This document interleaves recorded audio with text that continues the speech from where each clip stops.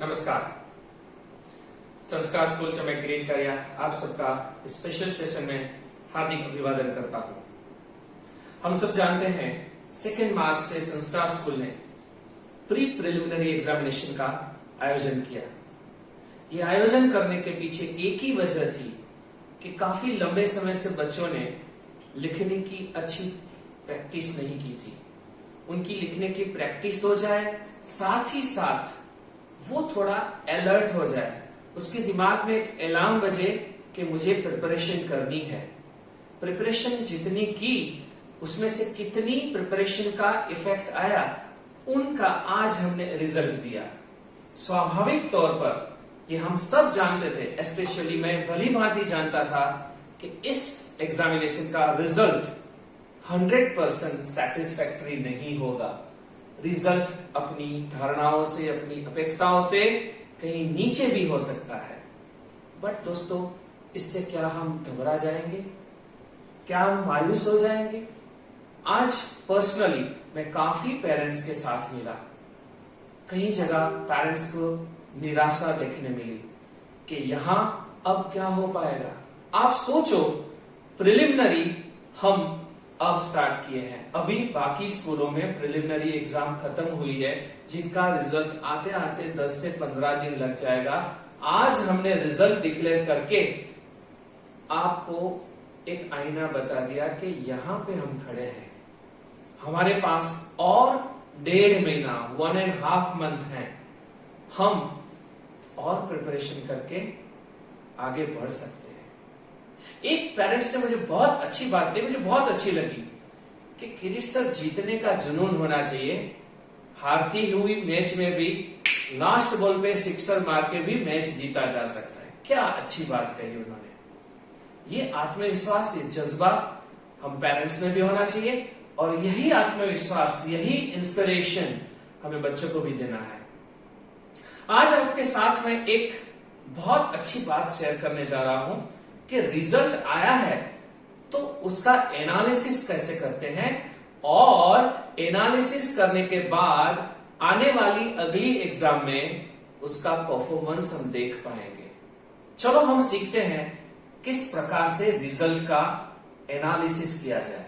दोस्तों, for example mathematics की 80 marks की एग्जाम है। सामान्य तौर पे बच्चे मैथमेटिक्स में स्ट्रगल करते हैं।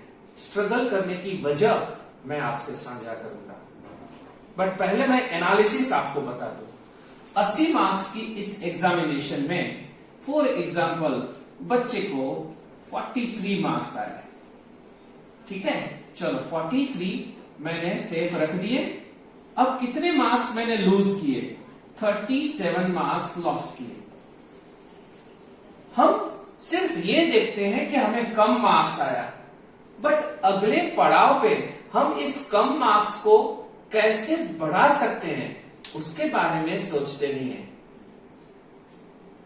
कम मार्क्स आए, उसका दुख लगना सहज है, 2 आंसू गिरना सहज है, बट दिमाग से ये मजबूती भी आनी जरूरी है कि अब मेरा ध्यान ये 37 पे होना चाहिए।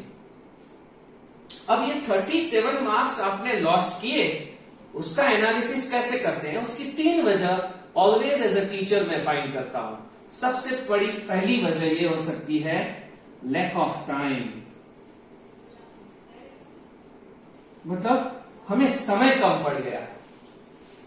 समय क्यों कम पड़ता है, उसका डिटेल में थोड़ा जाए तो पहले ही रीजन, हमने कोई एक चीज सोचने के लिए ज्यादा समय दे दिया। उस वजह से क्या हुआ, जो सम हमें आते थे, जो क्वेश्चन हम परफॉर्म कर पाते थे, वो रह गए। ये डबल लॉस हुआ। जो नहीं आता था उसके पीछे समय गवा दिया, और जो आता था उसके लिए समय बचा नहीं। तो ये टाइम को मैनेज करना मेरे बच्चे एग्जाम देने के बाद अब सीख जाएंगे कि जो नहीं आता है पहले 2.5 घंटे में जो आता है वही क्वेश्चंस को हम अटेम्प्ट करते जाएं, और वो मार्क्स अपने पॉकेट में डालते जाएं। तो lack of time double loss देता है। पहला लॉस, टाइम चला गया उन क्वेश्चंस के पीछे जो आते नहीं थे, और दूसरा लॉस, जो आता था वो क्वेश्चन रह गए क्योंकि समय नहीं था। तो अगली एग्जाम में ये फैक्टर रिपीट नहीं होगा, इस वजह से आपके काफी मार्क्स बच जाएंगे। फॉर एग्जाम्पल, एक बच्चा था जिसका 8 मार्क्स का लैक ऑफ टाइम की वजह से आते हुए क्वेश्चन, पिछले 2 क्वेश्चन थियरम हो, कंस्ट्रक्शन हो, वो रह गए। ये एनालिसिस हो गया। ओके, अब next factor, lack of preparation, that is हमारी तैयारी की कमी थी। हमने कई टॉपिक्स नहीं तैयार किए, ये सोच के कि अभी तो ये प्री प्रिलिमिनरी है, मैं बाद में कर लूंगा, मैं फिर से कर लूंगी, अभी क्यों इतना स्ट्रेस लूं।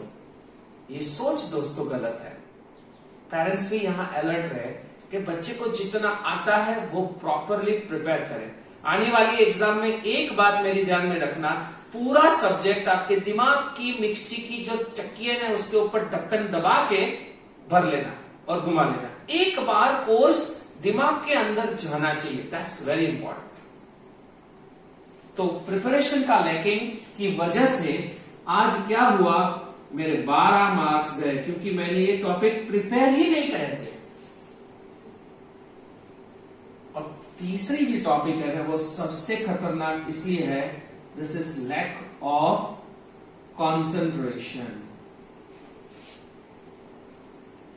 मतलब जो चीजें मुझे आती थी मैथमेटिक्स में, उसमें भी मैंने सिली एरर्स कर ली, और उस एरर्स की वजह से मैथ्स में तो क्या है, अगर मेरा जवाब सही है, मैंने एरर नहीं की, तो पूरा 2-3 मार्क मिलेगा, अदरवाइज 0 या हाफ ही मिलने वाला है। मतलब जो चीजें मुझे पता है कि ये ऐसे हो सकती है, फिर भी वहां मैंने मार्क्स को लॉस किया। ऐसे मेरे दोस्तों करीबन 17 मार्क्स गए। समझ में आ गया ना एनालिसिस। अब आप नेक्स्ट आने वाली मैथ्स की एग्जाम में आप 43 वाली बच्ची या बच्चा अगर वो 60 लेना चाहे या 70 लेना चाहे तो भी ले सकता है। 3 चीजों पे ध्यान, टाइम को प्रॉपर मैनेज करो, प्रिपरेशन पूरी करके आओ, जो नहीं आता है do come to school, your school is not going to waste your time, please not this. आपकी स्कूल कभी आपका समय बर्बाद कर ही नहीं सकती। हमारे सारे टीचर्स तैयार हैं, आप सबको जो भी नहीं आता है वो सिखाने के लिए। एक बार आप आइए। आप एक्स्ट्रा कोचिंग में भी जाते होंगे, बट कोचिंग के टीचर्स इतने शायद बिजी रहेंगे, उनको आपके लिए शायद व्यक्तिगत समय न भी मिले। शायद कह रहा हूं, मिले तो बहुत अच्छी बात है, बट हमारे स्कूल के सारे क्वालिफाइड और ट्रेन टीचर्स के पास 5.5 घंटे का समय मौजूद है। They are on duty to teach you, take this advantage. जितना नहीं आता है अथा अपने आलस करके जितना भी कम प्रिपेयर किया है वो प्रिपेयर करो, ये मार्क्स भी आपके पॉकेट में आ जाएंगे। और ध्यान रखो, इस बार जो गलतियां की है वो गलती आने वाले पेपर में तो नहीं होनी चाहिए। यहां से मार्क्स बढ़ेंगे, यहां से मार्क्स बढ़ेंगे, यहां से मार्क्स बढ़ेंगे, ऑटोमेटिकली आपका 43 वाला जो फिगर है वो बढ़ जाएगा। तो मैं खास संदेश देना चाहूंगा कि जो भी इंसान कोशिश करता है उसकी हार कभी नहीं होती है। आज आप सबको दुख जरूर हुआ होगा, बट सारे पेरेंट्स और सारे बच्चों को यही मैसेज देना चाहता हूं कि कभी भी ये अर्ली रिजल्ट है वो हमारा डेस्टिनेशन नहीं है, ये हमारी शुरुआत का प्लेटफॉर्म है। और शुरुआत का प्लेटफॉर्म पे हम 43 पे बैठे हैं, नेक्स्ट प्लेटफॉर्म पे शायद हम 62 पे गए, नेक्स्ट प्लेटफॉर्म पे शायद हम 72 पे गए, तो हम आराम से 79, 80 तक पहुंच सकते हैं। This is possible. फिर चाहे सब्जेक्ट कोई भी हो, मैथमेटिक्स हो, अकाउंटेंसी हो, इकोनॉमिक्स हो। आज कई बच्चों से भी मिला, इकोनॉमिक्स में स्ट्रगल कर रहे हैं। हार मान लोगे, बात वहीं खत्म हो गई। आप उसको स्टार्ट करो, ठीक है। आज वो सब्जेक्ट के रूप में आपके सामने चैलेंज है, रियल लाइफ में कल कोई अलग अलग चैलेंज आएंगे, बट अगर आप में उनसे लड़के जीतने का जज्बा पैदा हो गया तो आने वाले काफी चैलेंजेस को आप इसी तरह जीत सकते हैं। और अंत में मैं इतना ही कहूंगा दोस्तों, जो मेरी जिंदगी का बहुत अच्छा मंत्र है, विनर्स नेवर क्विट। सुनना ध्यान से, winners never quit and quitters never win. यानी जीतने वाले कभी मैदान छोड़ते नहीं है और मैदान छोड़ने वाले कभी जीत नहीं सकते हैं। इसलिए ये बात पेरेंट्स को भी कहूंगा, लास्ट बॉल पे भी सिक्सर मार के मैच जीत सकते हैं। तो अभी 1.5 महीना है, आप आइए स्कूल में, जितना नहीं आता है वो सीखिए, अथवा आपको जहां मन पसंदीदा जगह हो वहां पे सीखिए, बट हार मत मानिए। 5 अप्रैल को हमारी एग्जाम शुरू हो रही है, 25 अप्रैल को हम रिजल्ट डिक्लेयर कर रहे हैं। उस दिन हम सामने बैठेंगे कि रिजल्ट में इंप्रूवमेंट हुआ या नहीं हुआ।